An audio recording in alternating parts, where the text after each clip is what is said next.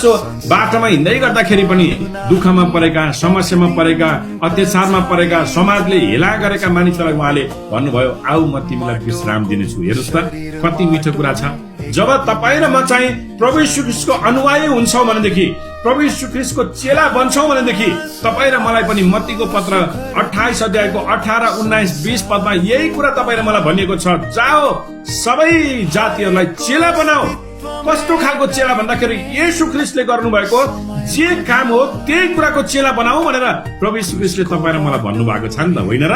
अनि प्रेरितको पत्र 11 अध्यायको 19 देखि 26 पदसम्म चेलाहरूले त्यही काम गरे जुन काम चाहिँ प्रभु यीशु ख्रीष्टले बताउनु भएको छ। आमेन।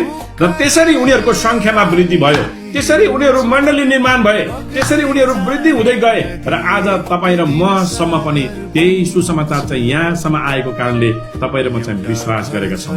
आउनुहोस् हामी अझै पढौँ प्रस्थानको